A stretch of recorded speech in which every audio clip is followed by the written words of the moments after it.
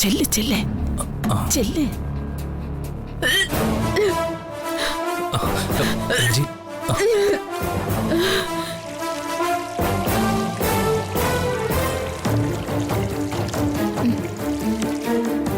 വാ വാ മോളെ വാ വാ, ഇവിടെ ഇരിക്കേ ഇരിക്കേ. വെള്ളം എടുത്തു കൊടുക്ക്.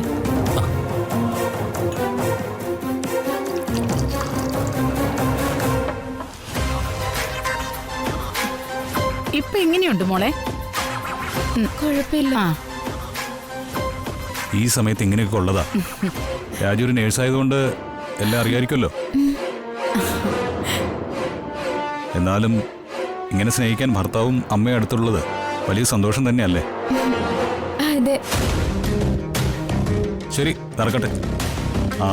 ഹോസ്പിറ്റലിൽ എന്തെങ്കിലും പോകണമെങ്കിൽ പറയണം രാഹുൽ. എൻ്റെ വണ്ടി എടുത്തോ. നിന്റെ വണ്ടി സർവീസിലല്ലേ? ശരി മഹിയേട്ടാ.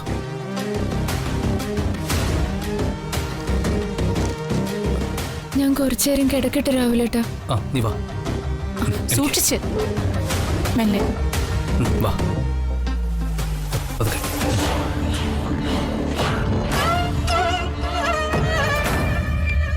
നമ്മുടെ അവസ്ഥ വലിയ കുഴപ്പമാണ് രാഹുൽ. ആ ഗംഗയുടെ കസ്റ്റഡിയിൽ ഭദ്രൻ ഉള്ളത്രയും കാലം നമ്മൾ ഇവൾക്ക് അടിമപ്പണി ചെയ്യേണ്ടി വരും. അങ്ങനെ എല്ലാ കാലവും നമ്മളെ അടിമകളാക്കാൻ അവൾക്ക് പറ്റത്തില്ലമ്മേ. അധികം താമസിയാതെ ഇതിനെല്ലാം ഞാൻ അവസാനം ഉണ്ടാക്കും.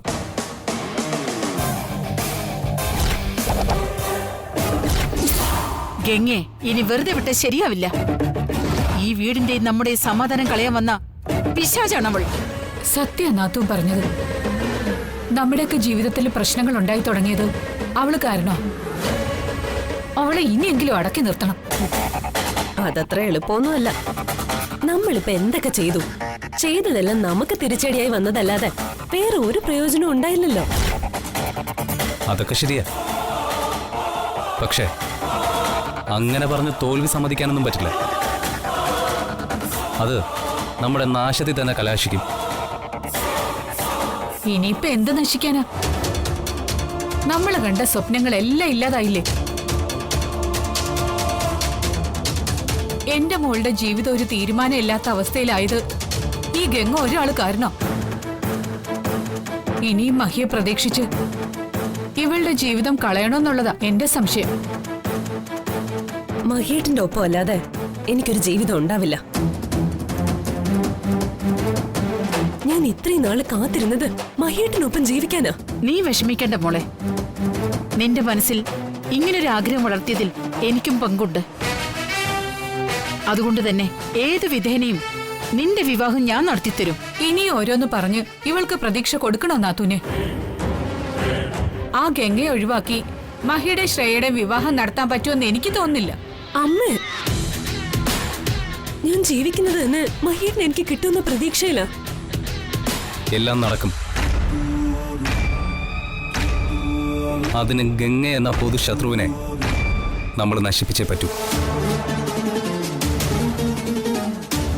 നിങ്ങളെല്ലാം എനിക്കൊപ്പം നിന്നാ അതിനുള്ള വഴി ഞാനുണ്ടാക്കാം. അവളെ ഇല്ലാതാക്കാൻ എന്തിനും ഞാൻ രാഹുലിന്റെ ഒപ്പം ഉണ്ടാവും. ഗംഗ ഇനിയും ഇങ്ങനെ വിട്ടാ മഹി നമുക്കെതിരാകും. പിന്നെ ഈ കൈലാസം വിട്ട് നമുക്കെല്ലാവർക്കും ഇറങ്ങേണ്ടി വരും. അതെ, അതിനുള്ള സാധ്യതകൾ ഇപ്പോഴേ കാണുന്നുണ്ട്. മഹിക്ക് പഴയതുപോലെ നാത്തൂന്റെ വാക്കിന് പോലും വിലയുള്ളതായിട്ട് എനിക്ക് തോന്നുന്നില്ല. മഹി എനിക്കെതിരാക്കാൻ ഒരുത്തിയും ഞാൻ സമ്മതിക്കില്ല. ഈ കൈലാസം എന്നും എക്കാലവും ഈ ദേവയാനി ഭരിക്കും. അതിനെതിരായി വരുന്നത് ആരായാലും എന്നേക്കുമായി ഇല്ലാതാക്കിയിരിക്കും. അമ്മ വിഷമിക്കണ്ട. ഇപ്പൊ തന്നെ അതിനൊരു തീരുമാനം ഉണ്ടാക്കാം. എന്ത് തീരുമാനം? ആ ഗംഗയ്ക്കുള്ള ആരാചാരെ ഇപ്പൊ തന്നെ നമ്മൾ നിയമിക്കും.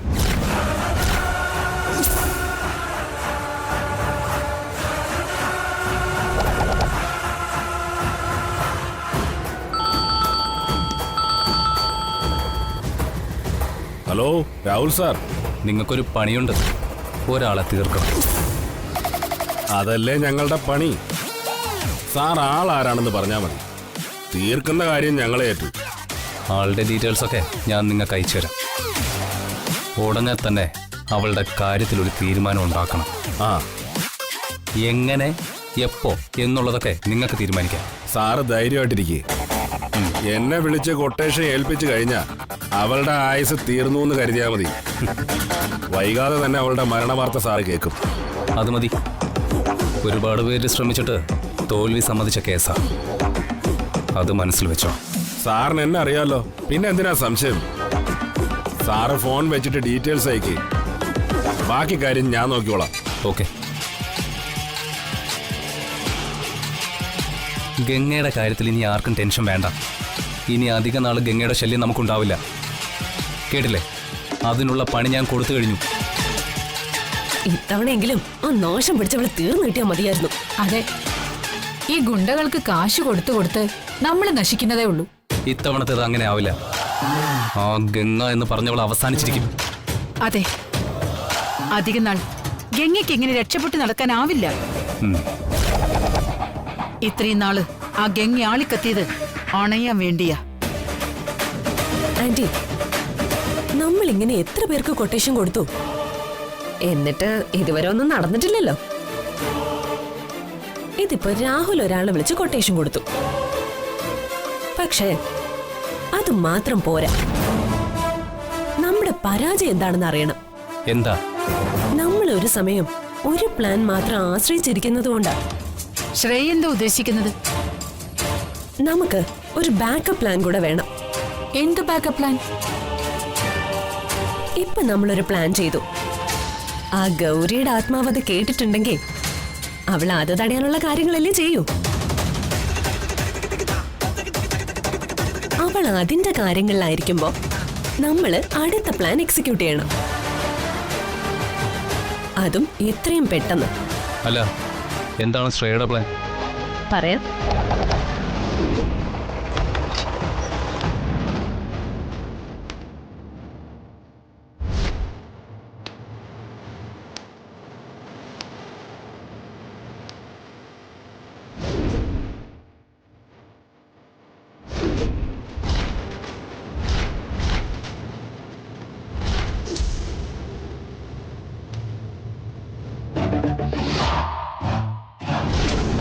അവന്റെ ചിരി അത്ര ശരിയല്ല ഗംഗേ, സൂക്ഷിക്കണം. ആര്? അവനോ ഞാനോ? നീ എന്താ ഗംഗ പിറുപിറുക്കുന്നത്? ഏയ് ഒന്നുമില്ല. എങ്കിൽ ഞാൻ പറയാം. പറ. നീ ഒറ്റയ്ക്കാണ് ഇങ്ങോട്ട് വന്നത്. ആരോ നിന്റെ പിന്നിലുണ്ടെന്ന് ഞാൻ തെറ്റിദ്ധരിച്ചതാ.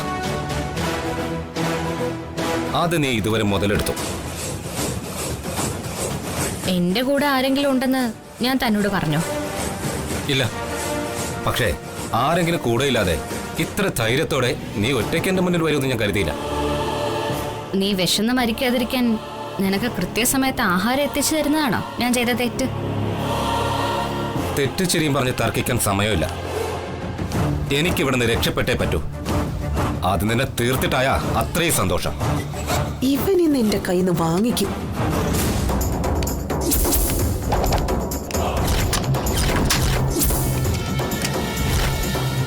ചേച്ചി, നീ പേടിക്കണ്ട ഗംഗേ, ഇത് ഞാൻ ഇപ്പൊ ശരിയാക്കാം.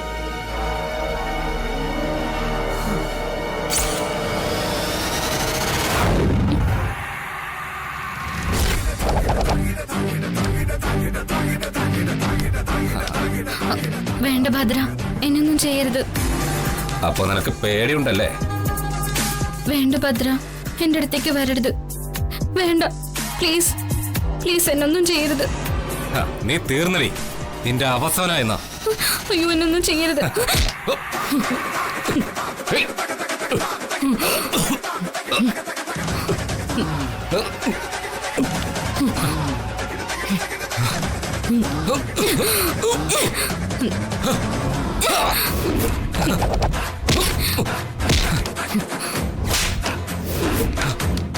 അടുത്തേക്ക് വരരുതെന്ന് ഞാൻ നിന്നോട് പറഞ്ഞല്ലടാ. തീർന്ന ഞാനല്ല, നീ ആയിരിക്കും. അയ്യോ മാഡം, ദയവ് ഇത് ഇനി എന്നെ തല്ലല്ലേ. ഇനി തല്ലേ ഞാൻ ചത്തുപോകും. എനിക്കടാ, എന്റെ ജീവിതത്തിൽ ഞാൻ എത്ര അടി കൊണ്ടിട്ടുണ്ട്. പക്ഷെ ഇതുപോലത്തെ അടി ഒരിടത്തുനിന്ന് കൊണ്ടിട്ടില്ല. ഇനി ഞാൻ താങ്ങില്ല. കാല് പിടിച്ച് പറയാ, ഞാൻ എന്ത് വേണമെങ്കിലും ഏത് കോടതിയിൽ വേണമെങ്കിലും വന്ന് സത്യം പറയാം. എന്നെ ഇനി തല്ലരുത്. ഇനി നീ എന്നെ ഉപദ്രവിക്കാൻ ശ്രമിക്കോ? അയ്യോ ഇല്ല, ഇനി ഞാൻ അങ്ങനെ ചിന്തിക്കുക പോലുമില്ല. എങ്കിൽ നിനക്ക് കൊള്ളാം.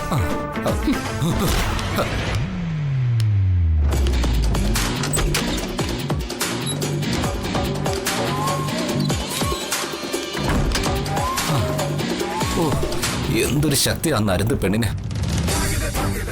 ഇതൊക്കെ എങ്ങനെ സഹിക്കുന്നോ എന്തോ.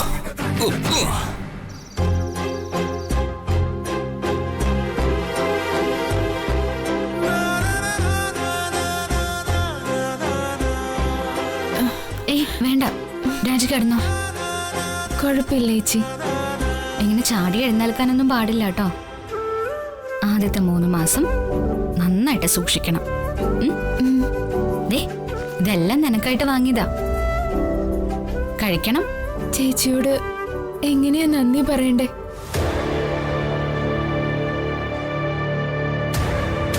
എന്നോട് എന്തിനു നന്ദിയൊക്കെ പറയുന്നേ? അതിന് മാത്രം ഞാൻ എന്താ രാജി ചെയ്തത്? എനിക്ക് ഈ ജീവിതം കിട്ടിയത് തന്നെ ചേച്ചി കാരണമല്ലേ? അതൊന്നും അല്ല, എല്ലാം ശ്രീ മഹേശ്വരന്റെ അനുഗ്രഹം. നീ ഭാഗ്യമുള്ള കുട്ടിയാ. അതാ അമ്മയാവാനുള്ള ഭാഗ്യം നിനക്ക് കിട്ടിയത്. ഈ സമയത്ത് വേറെ ഒന്നും ആലോചിക്കണ്ട. നന്നായിട്ട് റെസ്റ്റ് എടുക്കണം. സമയത്ത് ഭക്ഷണവും മരുന്നും എല്ലാം കഴിക്കണം. ശരി ചേച്ചി. ഞാൻ ആഗ്രഹിച്ച ജീവിതം ഇപ്പൊ ഞാൻ ജീവിക്കുന്നത്. അതിനെല്ലാം കാരണം ചേച്ചിയാ. ഇപ്പൊ രാഹുലേട്ടനും അമ്മയും എന്നോട് സ്നേഹം കാണിക്കുന്നത് ഒക്കെ ചേച്ചി കാരണാണ്. ആ ഗംഗയെ വാഴ്ത്തി പാടുന്ന കേട്ടിട്ട് എനിക്ക് കലി വരുന്നു. ഇവിടെ നിന്നൊന്നും പറയണ്ട, നിങ്ങൾ വാ.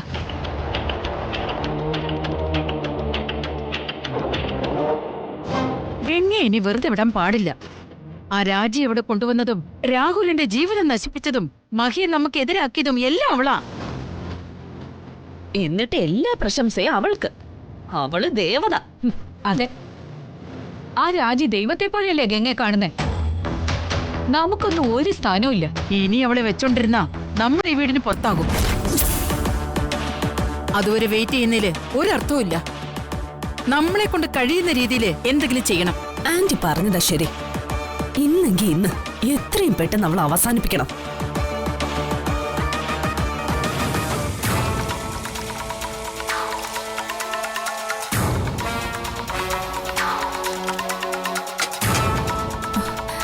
ആന്റി, ഇതാണ് പറ്റിയ സമയം. ഗംഗയെ എങ്ങനെയെങ്കിലും ടെറസിലേക്ക് അയക്കണം. രാഹുൽ അവിടെ സെറ്റാ. ആ കാര്യം ഞാൻ ഏറ്റു. ഇന്നുകൊണ്ട് ആ ഗംഗ എന്ന പൊതുശത്രു അവസാനിക്കണം. അതെ, ഞാൻ ഇപ്പൊ തന്നെ അവളെ പറഞ്ഞേക്കാം. അവൾക്ക് സംശയം തോന്നാതെ പ്രത്യേകം ശ്രദ്ധിക്കണം.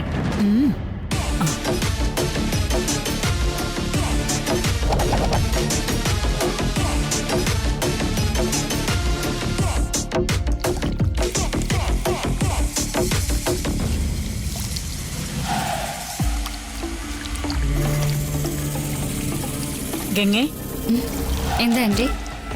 നിനക്ക് ബുദ്ധിമുട്ടില്ലെങ്കിൽ ടെറസിൽ ഉണങ്ങാനിട്ട തുണി ഒന്ന് പോയി എടുക്കാവോ? അതിനെന്താ ആന്റി, ഞാൻ പോയി എടുക്കാം. ആ, നല്ല മഴക്കാറുണ്ട്. ഉടനെ പെയ്യൂന്ന് തോന്നുന്നു. എനിക്കാണെങ്കിൽ കാലിന് നല്ല വേദന. ആ സ്റ്റെപ്പ് കയറാൻ ഒട്ടും വയ്യ. സീമയാണെങ്കിൽ വന്നിട്ടുമില്ല. ആന്റി എന്തിനാ ഇതൊക്കെ പറയുന്നേ? തുണി ഞാൻ പോയി എടുത്തോളാം. ജോലി ചെയ്യുന്നതിന് എനിക്ക് യാതൊരു മടിയുമില്ല. നീ ചെയ്യുമെന്ന് എനിക്കറിയാം. പക്ഷേ ഗംഗിപ്പോ പഴയ ആളല്ലല്ലോ, മഹിയുടെ ഭാര്യയല്ലേ. എനിക്ക് ജോലി പറഞ്ഞ് ചെയ്യിക്കുന്നതിന് അതിൻ്റെതായ ബുദ്ധിമുട്ടുണ്ട്. അങ്ങനെയൊന്നും കരുതണ്ട. ഞാനിപ്പോഴും പഴയ ഗംഗ തന്നെയാ.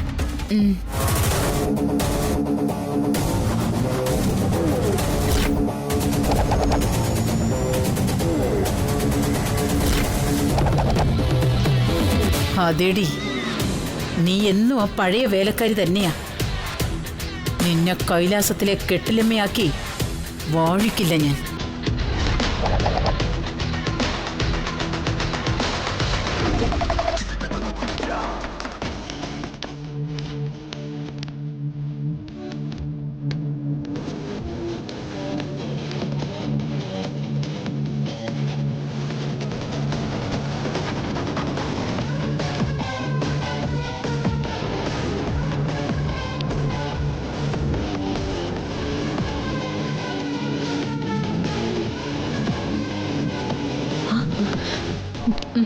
അവള് പോയോ നാത്തൂനെ?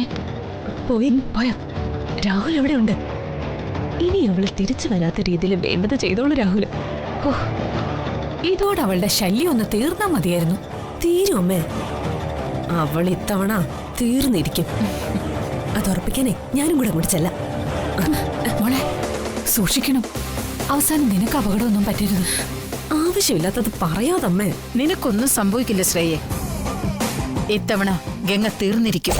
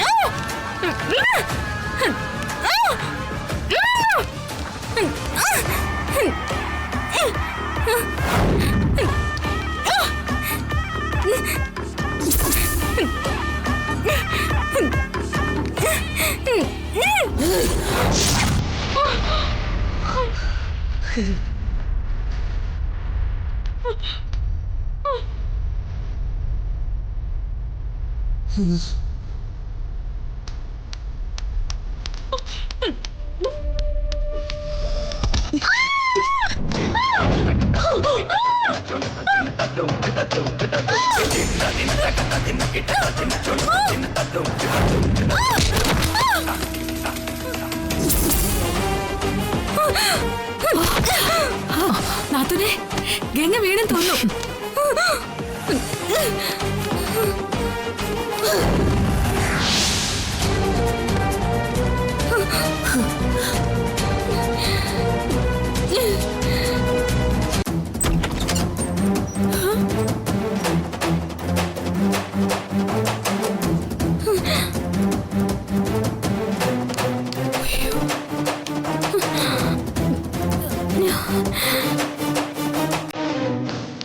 ഗംഗേച്ചി, ഇതെന്തു പറ്റി?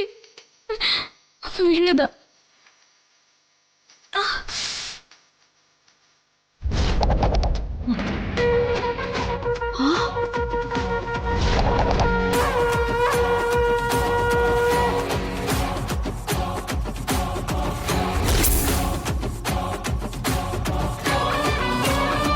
ഇവള് ചത്തില്ലേ?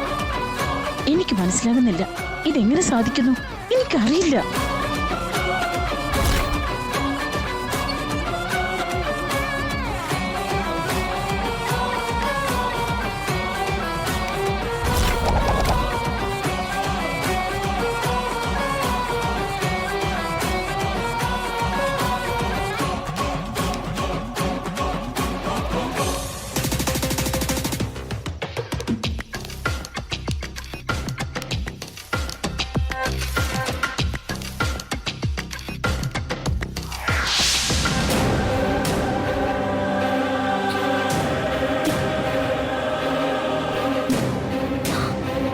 ചേച്ചി ഇവിടെ ഇരിക്കെ, ഞാൻ പോയി മരുന്നെടുത്തോണ്ട് വരാം. കുഴപ്പമില്ല രാജി, ഇതൊരു ചെറിയ മുറിവല്ലേ, മരുന്ന് വെക്കേണ്ട കാര്യമൊന്നുമില്ല. അല്ലേലും ചേച്ചി ഇങ്ങനെ പറയുമെന്ന് എനിക്കറിയാം. ഏത് മുറിവിന് മരുന്ന് വെക്കണം, ഏത് മുറിവിന് മരുന്ന് വെക്കണ്ടെന്നൊക്കെ നേഴ്സായ എനിക്കല്ലേ അറിയാം. ചേച്ചി മിണ്ടാതെ ഇവിടെ ഇരുന്നാ മതി, കേട്ടല്ലോ? ശരി, നിന്റെ ആഗ്രഹമല്ലേ, നടക്കട്ടെ. ശ്രീ മഹേശ്വര, ഇവരെല്ലാം നന്നാവാൻ വേണ്ടി മാത്രമല്ലേ ഞാൻ എന്തും ചെയ്തിട്ടുള്ളൂ. എന്നെ പല പ്രാവശ്യം ഉപദ്രവിച്ചിട്ടും ഞാൻ അവരോടൊരു പ്രതികാരം പോലും ചെയ്തിട്ടുമില്ല. പിന്നെ എന്തിനാ ഇവരെന്നെ കൊല്ലാൻ ശ്രമിച്ചുകൊണ്ടിരിക്കുന്നത്?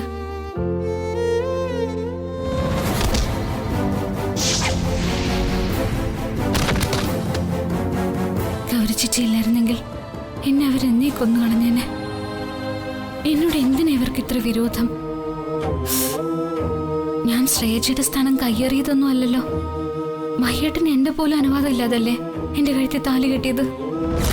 ഞാനായിട്ട് എന്നെ വിവാഹം കഴിക്കണമെന്ന് ആവശ്യപ്പെട്ടിട്ടേ ഇല്ല. എന്നിട്ടും എല്ലാവരുടെയും ശത്രു ഞാനാണല്ലോ ശ്രീ മഹേശ്വര. ഇവർക്കിനി എന്നാ ഒരു നല്ല ബുദ്ധി തോന്നുന്നത്?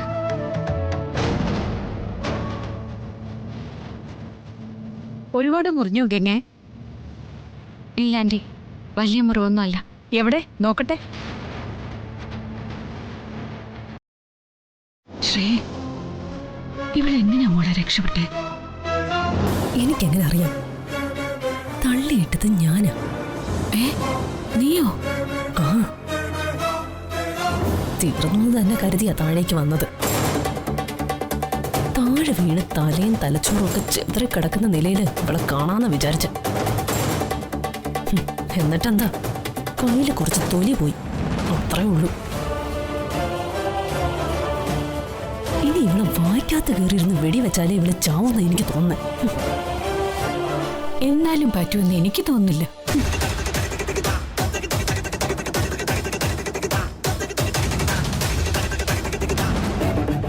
നീ എവിടെ പോയി കിടക്കുമായിരുന്നു? ഒരു രോഗി മരിച്ചാലും വന്ന് ട്രീറ്റ് ചെയ്യില്ലെന്നാണോ നിന്റെയൊക്കെ ആറ്റിറ്റ്യൂഡ്? നഴ്സാണ് പോലും. അമ്മയെ വെച്ച് കെട്ടാനുള്ള തുണി കാണുന്നില്ലായിരുന്നു, അത് നോക്കുമായിരുന്നു. നിന്ന് താളം ചവിട്ടാതെ അവളുടെ മുറിവ് വെച്ച് കെട്ടാൻ നോക്ക്. ശരി.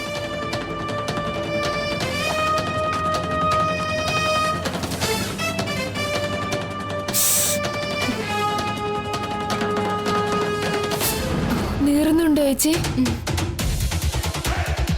കുറച്ച് സമയം നീറ്റിലുണ്ടാവും, എന്നാലും വേഗം ഉണങ്ങിക്കോളും.